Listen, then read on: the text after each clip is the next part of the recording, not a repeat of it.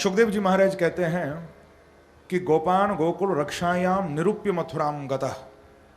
नंदोत्सव को मनाकर नंद बाबा अब कंस को वार्षिक कर देने के लिए मथुरा आए हैं, क्योंकि मथुरा के चारों ओर जितने भी गांव थे, हर गांव से ये कंस कर लिया करता था, टैक्स लिया करता था। तो नंद बाबा भी प्रतिवर्ष कर के रूप में दूध दही माखन ले जाकर कंस को दे दिया करते थे। तो बाबा मथुरा आए हैं कंस को दूध दही माखन देने के लिए, परंतु इधर एक बड़ी विचित्र घटना घटने जा रही है कि कंसेन प्रहिता घोरा पूतना बालघातनी शिशुंश्चार निगनन्ति पुरुग्राम ब्रजादिषु। हे परीक्षित, बाबा तो मथुरा चले गए, लेकिन उधर मथुरा से कंस के द्वारा भेजी हुई राक्षसी जिसका नाम है पूतना, ये पूतना ठाकुर जी को मारने के लिए गोकुल में आ रही है। प्रेम से कहो श्री राधे। ये पूतना कंस के द्वारा इसको सेवा मिली थी कि मथुरा के चारों ओर जितने भी गांव हैं, उनमें जितने भी छोटे छोटे 6-7 दिन के बच्चे हैं, सबको मारने का काम इस पूतना को मिला था। और क्यों मिला था? क्योंकि वसुदेव जी जब उस कन्या को लेकर वापस गए थे मथुरा, कंस जब उस कन्या को मारने के लिए आया था, जो कन्या को लेकर चट्टान पर फेंकने के लिए हुआ, तो योग माया स्वरूपा कन्या कंस के हाथ से निकल गई, कंस के सिर पर लात मारी जोर से, और आकाश में अष्टभुजा वाली देवी के रूप में प्रकट हो गई थी। वो कंस को कहा था कि अरे कंस, तू ये जीव हिंसा क्यों कर रहा है? देख, तुझे मारने वाला तो कहीं और पैदा हो गया है, जा उसको ढूंढ सकता है तो ढूंढ ले। ऐसा कहकर वो देवी अंतर ध्यान हो गई थी। अब कंस घबरा गया, तो तुरंत इस पूतना को बुलाया, क्योंकि ये पूतना कंस के मंत्रिमंडल में थी। प्रेम से कहो श्री राधे। हाँ, ये भी कंस की एक मंत्री है। सल, तोशल, अघासुर, बकासुर, ये जितने भी राक्षस हैं सब कंस के सेवक हैं। तो पूतना को ये सेवा मिली थी छोटे छोटे बच्चों को मारने की। जब इस पूतना ने सुना, क्योंकि कई बच्चों को तो मार चुकी थी, जब सुना कि गोकुल में भी नंद के यहां एक लाला का जन्म हुआ है, तो बालकृष्ण को मारने के लिए पूतना आकाश मार्ग से उड़ती हुई सीधे गोकुल में आ गई है। और गोकुल में अंदर जब इसने प्रवेश किया, तो अब अपना राक्षसी स्वरूप छुपा लिया पूतना ने। राक्षसी नहीं लग रही, एक सुंदर युवती बन गई है। बड़ा अद्भुत श्रृंगार पूतना ने धारण कर लिया है कि ताम केशबंधव्यत शक्त मल्लिकाम बृहन्नितंबस्तन कृच्छ मध्यमाम सुभास संकंपित कर्णभूषण त्रिशूलसत् कुंतल मंडिताननम। बड़ा सुंदर इसने श्रृंगार धारण किया है। सुंदर माथे पर बिंदी, सुंदर लहंगा है, सुंदर चोली है, सुंदर ऊपर से ओढ़नी ओढ़ रखी है, सुंदर आभूषण पूतना ने धारण कर रखे हैं। हे परीक्षित, आज ऐसा नहीं लगता कोई राक्षसी आई है। देखने में ऐसा लग रहा था मानो लक्ष्मी ही नारायण का दर्शन करने आई है। इतनी सुंदर लग रही थी पूतना। मनोहरंतीम वनिताम ब्रजौकशाम, ब्रजवासियों के चित्त का हरण कर रही है पूतना। आज सब देखकर हैरान हो रहे हैं, ये कौन आ गई? ये चुपचाप नंद भवन में प्रवेश कर गई, किसी ने इसको रोका नहीं, क्योंकि देखने में लगता था किसी बहुत बड़े घर की गोपी है। अंदर चली गई और वहां पहुंच गई जहां पालने में ठाकुर जी लेटे हुए हैं। जब भगवान ने पालने में लेटे लेटे इस पूतना को देखा, भगवान मुस्कुराए और मन में बोले कि आ गई मौसी। प्रेम से कहो श्री राधे। मुझे मारने आई है ना, इस मौसी की अच्छी तरह खबर लूंगा, क्योंकि मां का काम करने आई है, दूध पिलाने। मौसी किसको कहते हैं? जो मां सी है, यानी मां के जैसी है, तो मां का काम करने आई है पूतना। लेकिन छाती से जहर भी लगा रखा है, मारना भी चाहती है। भगवान बोले छोड़ूंगा नहीं, अच्छी तरह खबर लूंगा इसकी। ये पूतना आकर ब्रजरानी यशोदा को बोली कि अरे ब्रजरानी, कहां अपनी लाला को दर्शन नहीं कराओगी? मैया ने कहा कि अरे गोपी, सारे ब्रज ने मेरो लाला देखो और तू 6 दिन बाद देखने आई है। क्योंकि देखो, भगवान प्रकट हुए हैं अष्टमी को और पूतना आई है चतुर्दशी को। आज भी चतुर्दशी है, प्रेम से कहो श्री राधे। पूतना चतुर्दशी को ही आई थी ब्रज में। क्योंकि बंधुओं, ये जो पूतना है ये अविद्या का स्वरूप है। भगवान राम ने जब अपनी लीला शुरू की है तो भगवान राम ने सबसे पहले किसको मारा था? सबसे पहले मारा था ताड़का को। और उधर ताड़का को भी अविद्या का स्वरूप कहा है आचार्यों ने। और यहां कृष्ण जब लीला को शुरू कर रहे हैं तो पहले मारेंगे पूतना को। ये पूतना भी अविद्या का स्वरूप है। भगवान अपनी लीला में पहले अविद्या को हटाते हैं, क्योंकि यदि लीला में अविद्या आ गई तो फिर लीला समझ में नहीं आएगी। भगवान विद्या मूर्ति हैं, तो इस अविद्या का नाश प्रभु पहले करेंगे। आज पूतना ने कहा कि ब्रजरानी, मैं अभी तक इसलिए नहीं आ पाई थी क्योंकि मैं अपने मायके गई भई थी। मायके से आज ही लौटी हूं। जब मैंने सुना कि आपके यहाँ लाला को जन्म भयो है तो पहले सीधे आपके लाला को मैं देखने के लिए आई हूं। मैया को लगा कि ये तो कोई साधारण सी गोपी है। माँ ने पाले में से ठाकुर जी को लिया और पूतना की गोद में ही दे दिया मैया ने। अब माँ तो काम में लग गई, क्योंकि लोग आ रहे हैं जा रहे हैं, बड़ी भीड़ लगी हुई है नंद भवन में। पूतना ने नजर बचाई और बालकृष्ण को लेकर ये पूतना नंद भवन के बाहर एक शिला के ऊपर आकर बैठ गई।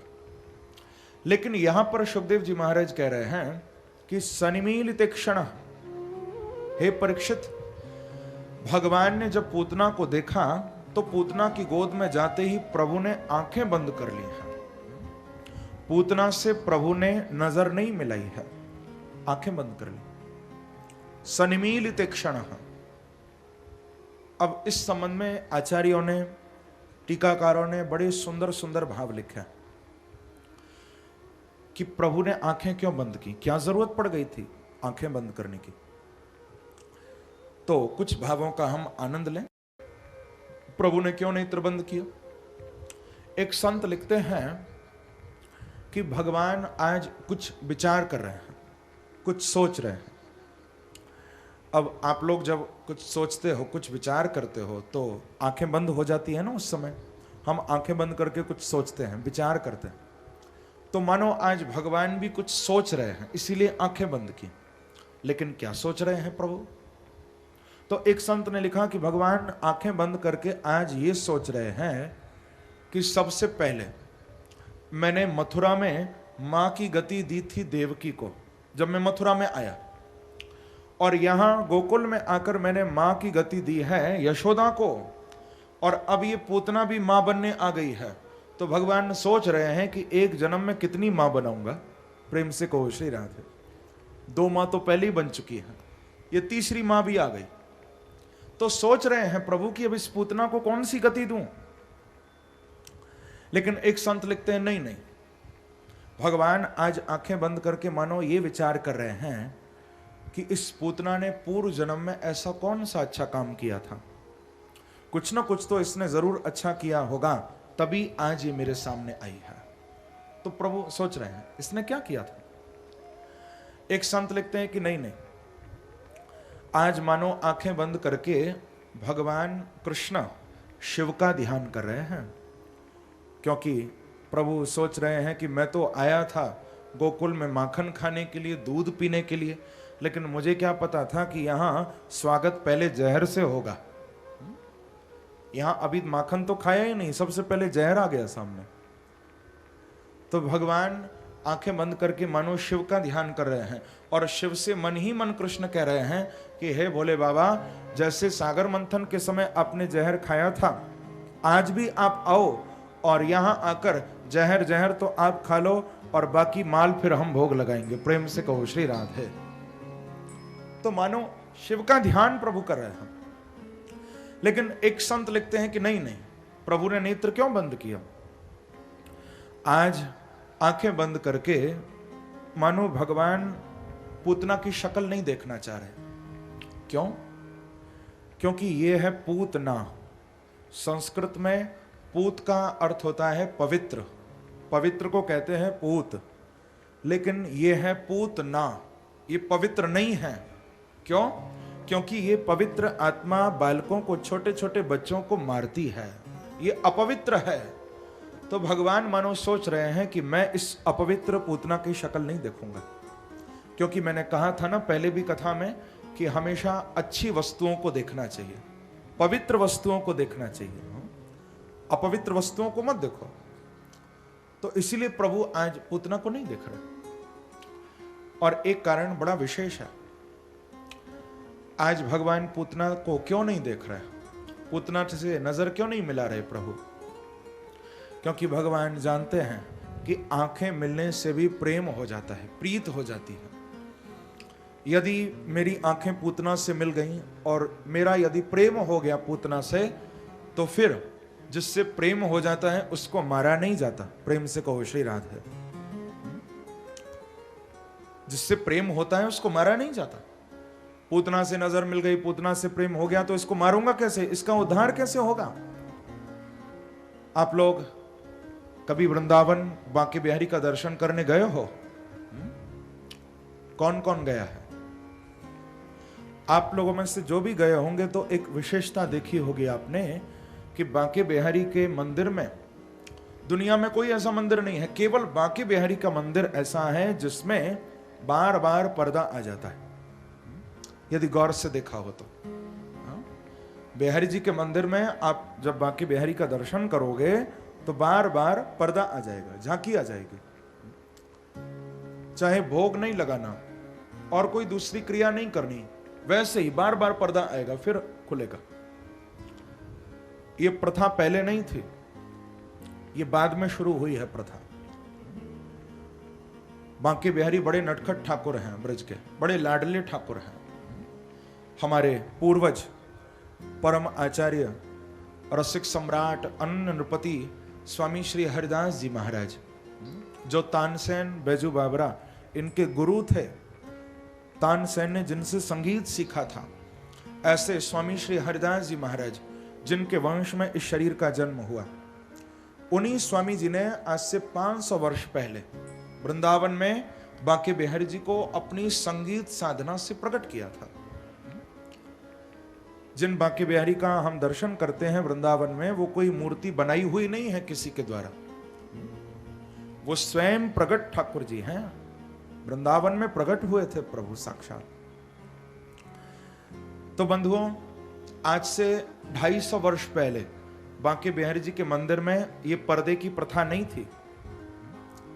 ये प्रथा बहुत बाद में शुरू हुई है।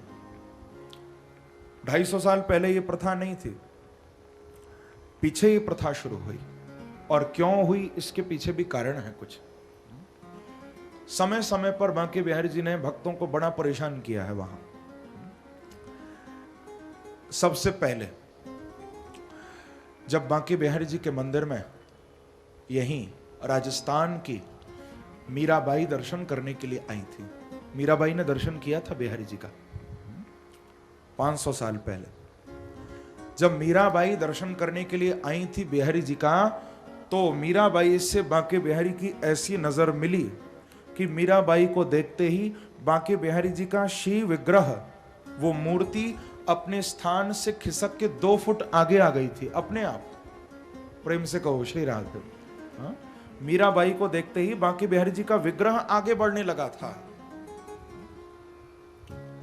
जब स्वामी रामकृष्ण परमहंस देव जी, विवेकानंद जी के गुरु, ये जब बांके बिहारी का दर्शन करने के लिए आए थे, तो इनको बांके बिहारी जी के अंदर मां काली का दर्शन हुआ था, क्योंकि मां काली के उपासक थे रामकृष्ण परमहंस देव।